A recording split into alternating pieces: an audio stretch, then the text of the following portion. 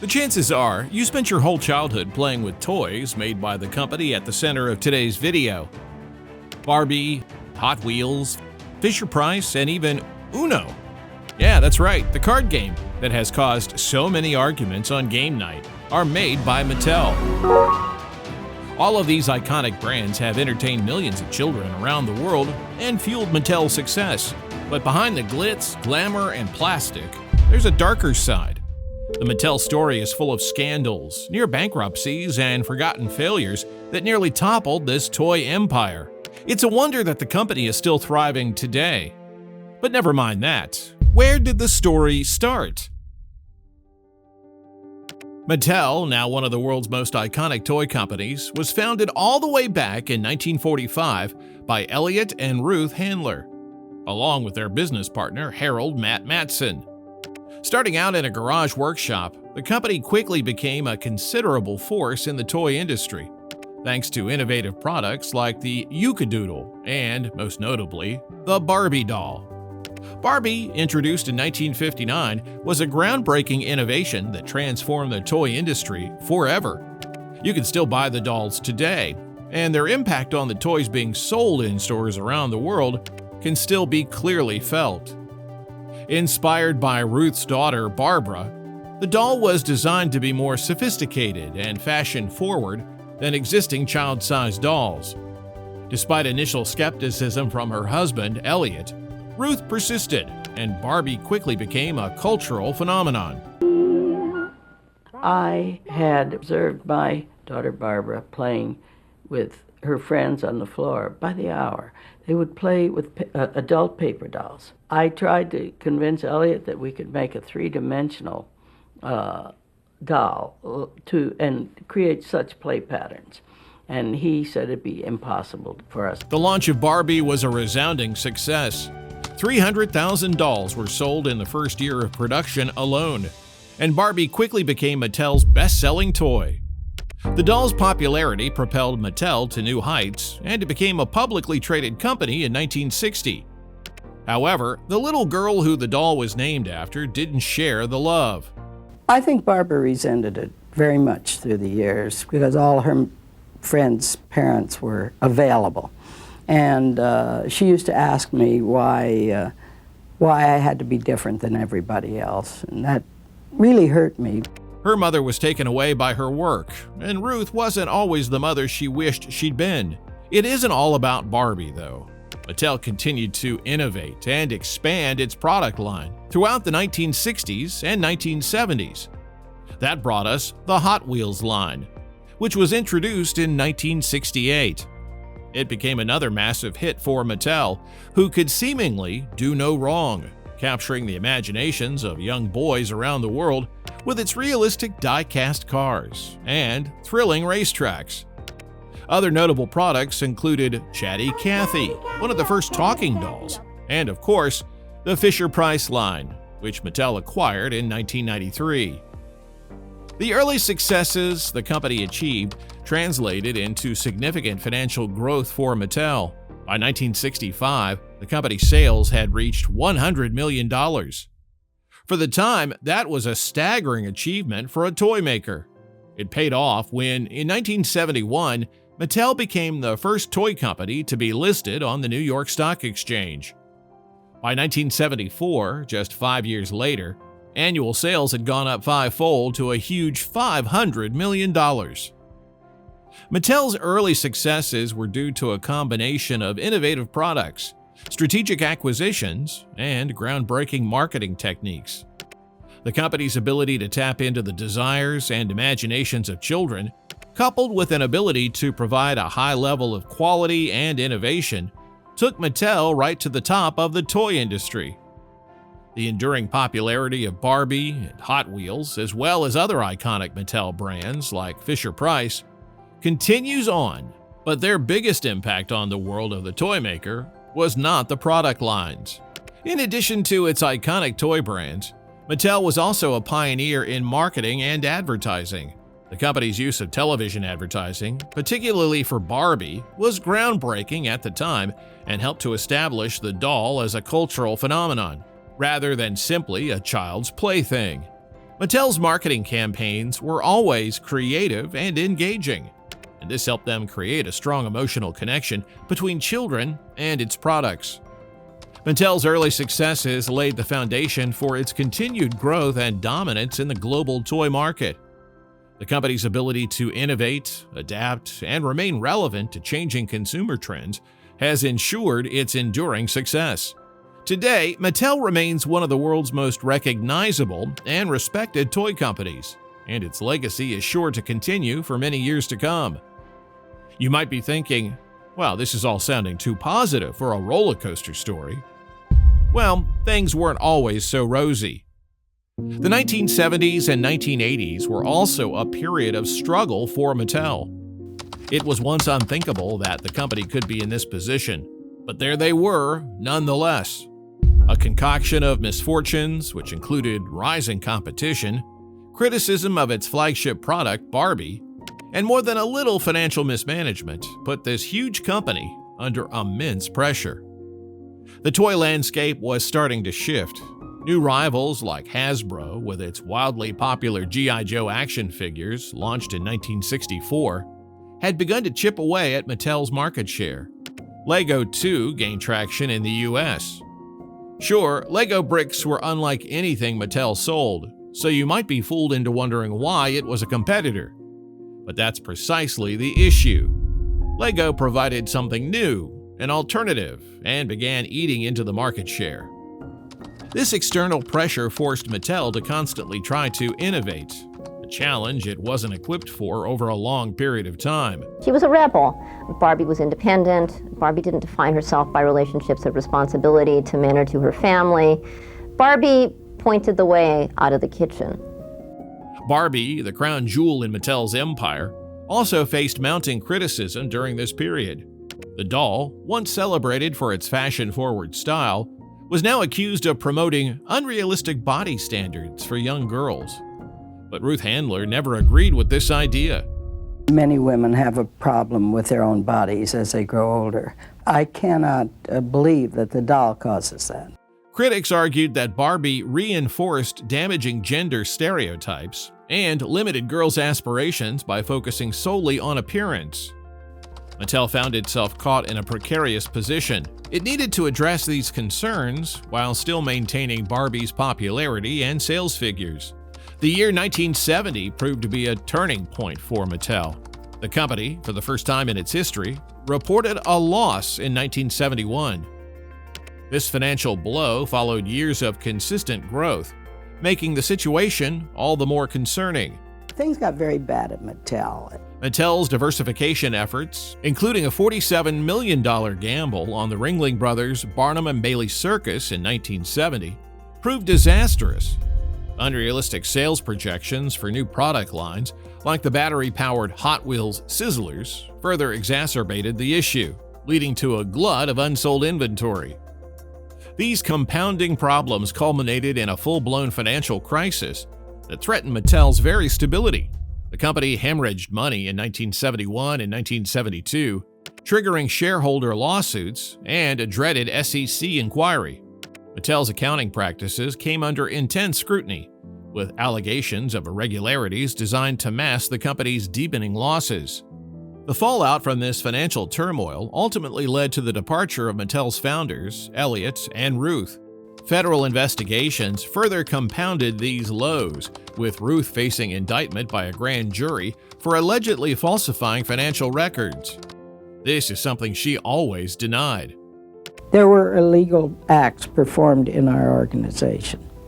My error was not ferreting them out and firing the people immediately. While ultimately receiving community service instead of jail time, the experience, without a doubt, left a lasting mark on her life and her conscience. The 1970s and 1980s were a dark time in Mattel's history, but this company was resilient, and boy did it know how to dust itself off and bounce back, responding to the criticisms made against them and keeping their place at the top table of toy makers. The biggest change was the evolution of Barbie.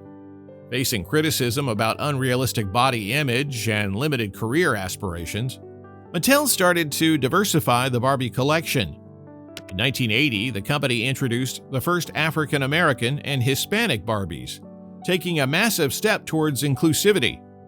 This diversification continued with the launch of career-oriented Barbies, including Dr. Barbie in 1988 and CEO Barbie in 1992. Recognizing the importance of representation, Mattel also introduced dolls with different body types, skin tones, and hairstyles, ensuring all girls could see themselves reflected in the Barbie world. Mattel didn't stop at revamping Barbie either. They continued to expand, launching entirely new product lines. In 1989, Polly Pocket, a miniature doll line with a unique carrying case, became the new must-have for young girls worldwide. Technology also played a key role in Mattel's resurgence. In 1992, Teen Talk Barbie, the company's first talking doll, sparked a new wave of excitement. This embrace of technology continued with the incorporation of electronic features into various toy lines, making playtime more interactive and engaging.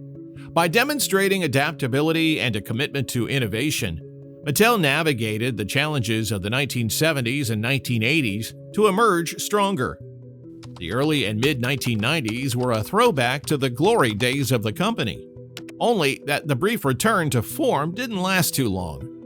By the end of the 1990s, new challenges were threatening to bring the dollhouse crashing down once again. The late 1990s and early 2000s marked a challenging period for Mattel, a company synonymous with childhood joy. The once unquestionable reign of Barbie, the iconic doll that had captivated generations, began to falter. But before we get into that, if you're enjoying this exploration of a global toy icon, don't forget to subscribe to the channel so you don't miss out on future videos. Plus, it really helps us out. Thanks. Now back to the story. Sales of Barbie, which had enjoyed consistent growth for decades, started to decline in the late 1970s when those initial criticisms hit home, but were rescued by the late 80s diversification. However, this trend returned in a big way in the late 1990s, as Barbie was perceived as outdated and less fashionable compared to newer doll lines. The doll's unrealistic body proportions also came under intense scrutiny once again, with critics having more to say about the potential negative impact on girls' self-esteem. The introduction of Bratz dolls in 2001 by MGA Entertainment posed a significant threat to Barbie's market share. Bratz, with their more diverse range of ethnicities and fashion-forward designs, resonated with older girls who were seeking a more contemporary alternative to Barbie. African American girl or a Middle Eastern ethnic background girl or a Latin girl wants to buy necessarily a blonde doll. I think they want to buy something that basically resembles who they are. Bratz creator Isaac Larian confidently asserted, I think a big reason why Bratz was able to succeed was that Barbie had become a little complacent, or the management of Barbie had become a little complacent. Mattel, sensing the threat that Bratz posed to Barbie's dominance, took decisive action. In 2008, the company sued MGA Entertainment, alleging that Bratz creator Carter Bryant had developed the concept while working for Mattel. The legal battle that ensued was protracted and costly. In an initial victory, Mattel was awarded $100 million and a temporary halt to Bratz production. However, this decision was overturned on appeal in 2010, and MGA later won a countersuit against Mattel. The legal wrangling ultimately cost Mattel an estimated $400 million in legal fees and damages. The Bratz battle was just one of the challenges Mattel faced during this time. In 1999, the company made what would be a completely disastrous acquisition of The Learning Company for $3.5 billion. It ended up being a financial burden, with The Learning Company losing a crazy $206 million in its first year under Mattel's ownership. The company's stock price plummeted, and CEO Jill Barrett was forced to resign in 2000. Mattel teetered on the brink of bankruptcy, facing a crisis that threatened its very existence.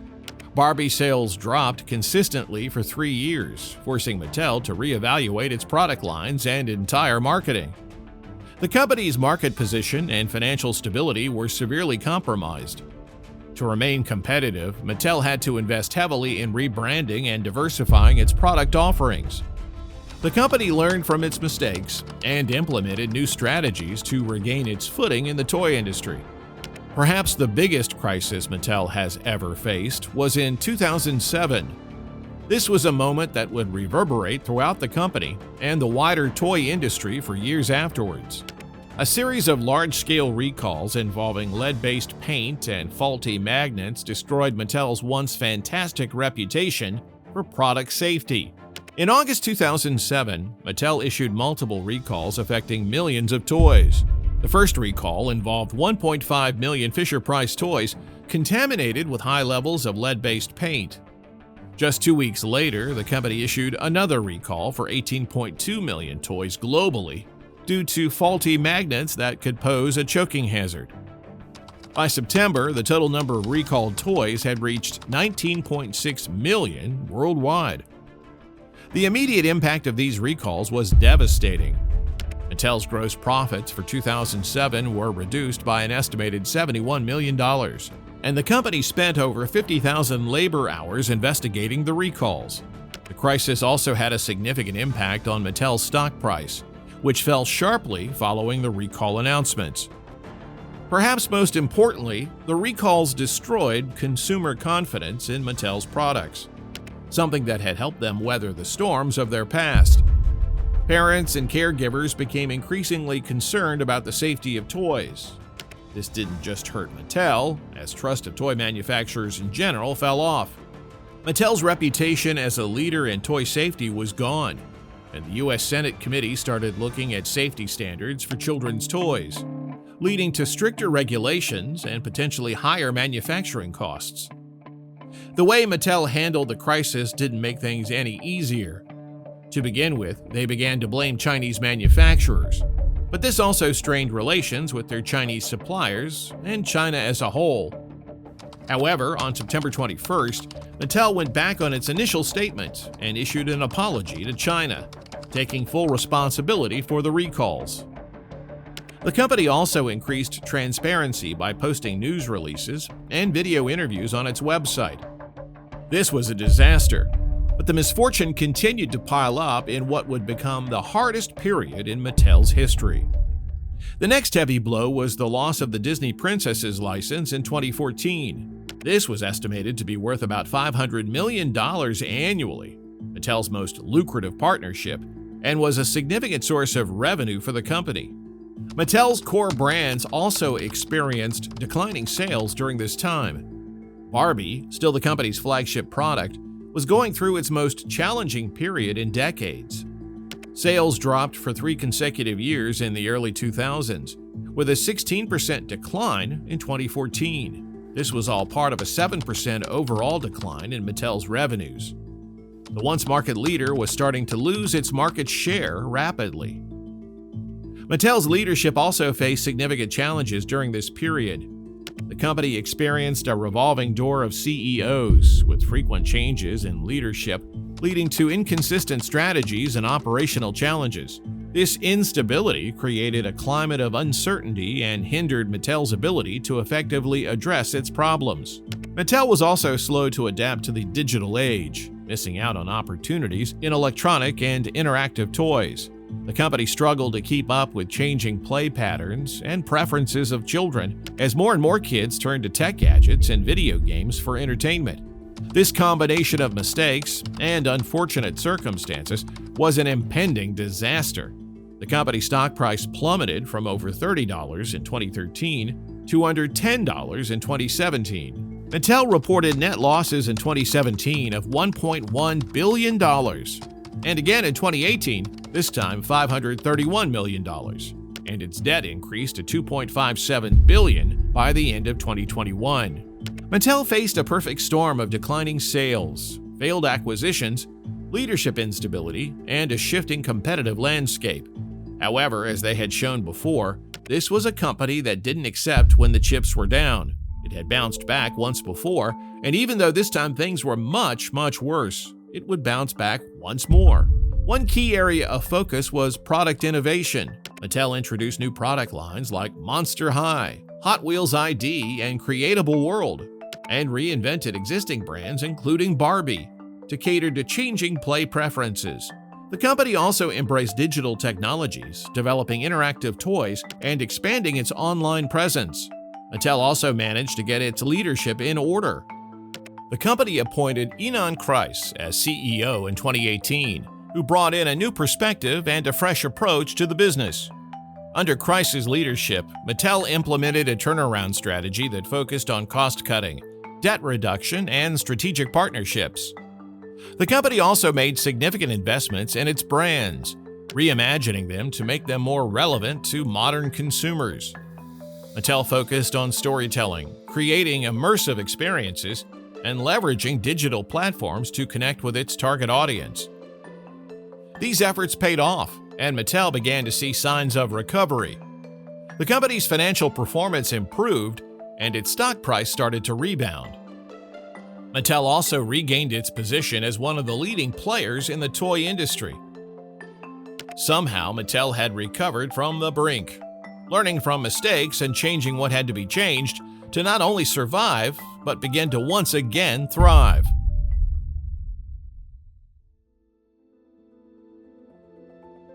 The rise of digital technologies, such as video games and mobile apps, has presented significant challenges for traditional toy companies like Mattel. However, the company recognized the importance of the digital shift, albeit a little later than it should have, and it is now taking steps to expand its presence in the rapidly evolving landscape. In 2023, Mattel Digital Games hit a significant milestone, reaching 48 million monthly active players. These are big numbers, even in the gaming space. This showed the potential of this sector for the company, reinforcing the commitment to innovate and invest in the area. Mattel has been actively developing games across various platforms, including mobile, console, and PC. Notable successes include Barbie Dreamhouse Tycoon and Hot Wheels Unleashed 2 Turbocharged, which have captured the attention of both children and adults. To further strengthen its position in the digital market, Mattel has formed strategic partnerships with leading gaming companies. In 2024, the company announced a multi-year partnership with Outright Games to create console and PC games based on Mattel's iconic brands. Additionally, Mattel has collaborated with Zynga subsidiary Rollic to bring a new Barbie mobile game to market, and with Story Toys to develop a new Thomas & Friends mobile app. Recognizing the power of self-publishing, Mattel has also been actively pursuing this strategy. By engaging directly with fans through immersive gaming experiences, Mattel aims to maintain greater control over its intellectual property and foster deeper connections with its audience. Mobile gaming has been a particular focus for Mattel, given its accessibility and reach. The company's Uno mobile game has achieved over 300 million downloads, demonstrating the popularity of its brands in the digital realm. Uno itself has become a resurgent cult hit in recent years, providing a new jewel in Mattel's crown.